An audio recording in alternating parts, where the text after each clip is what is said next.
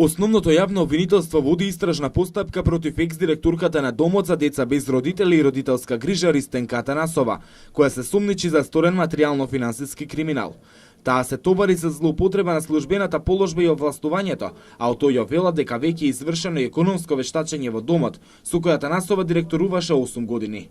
Откако замина од позицијата, таа на донаторската сметка остави едва 73.000 денари, а приватната сметка на Домот со години немала прилив на пари.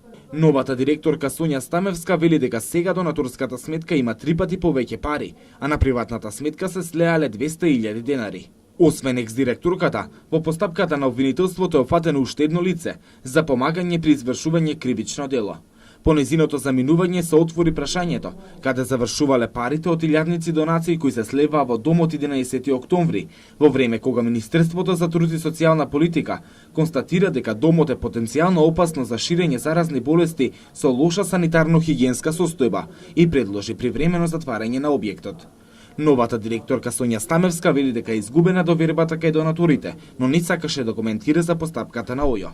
За одредени неправилности се води постапка во основното јавно обвинителство и не би било во ред да сепак ги коментирам некои работи кои што се уште се во постапка и не се завршени.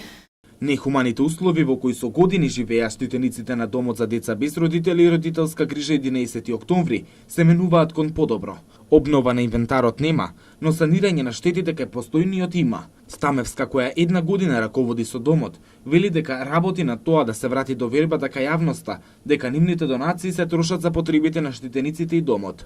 Во однос на се друго понатака, кон транспарентноста или отвореноста, стекнување на, за жал, изгубена доверба од страна на луѓето од надвор кон институцијата, дека нешто што се вложувало тука, што и како е, нели, морате да ја вратите таа доверба кај луѓето, дека навистина кога некој ќе вложи нешто или ќе даде, дека тоа е навистина тоа употребено и тука, нели, да вратите таа доверба која што некој за жал ја изгубил. Нешто сменив, меѓутоа нешто не. Може би некој ќе рече не е оправдување, нели, година дена, меѓутоа верувајте и е до некаде оправдување, затоа што периодот од година дена и не е толку голем за да вие направите некои преголеми чекори се, бидејќи секогаш за било што ќе превземете нормално е, нели, како и за било каде, не само во оваа институција, да се соочите со одредени препреки, нели, дали ќе бидат финансиски, дали ќе бидат од нели друга природа, нели, секогаш ќе се најде нешто што може да ве успори во тој дел.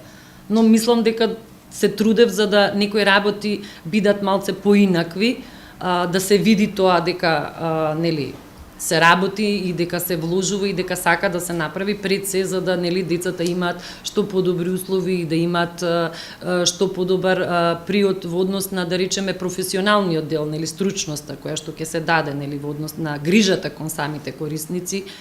Минатата година, кога екипата на Макфакс влезе во Домот, таму шетаа лебарки, мебелот беше дотраен, зидовите беа со мувла, прозорците со искршени стакла. Ситуацијата се менува, вели директорката Стамевска.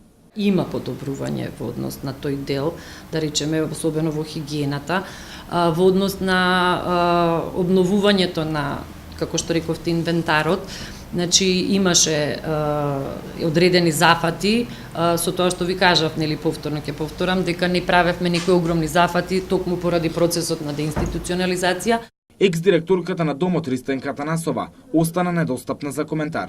Додека таа беше прв човек на институцијата, објектот беше извор на болести поради лошата хигиенска состојба. Во однос на кадровските решенија, до пред една година чуварот работеше како воспитувач на деца, а домот беше препун со стар и истрошен мебел. Атанасова како директорка до МТСП не доставувала извештај за материјално-финансиско работење на домот, пошто Фросина Ременски, како технички министер за труд и социјална политика, ја разреши од позицијата.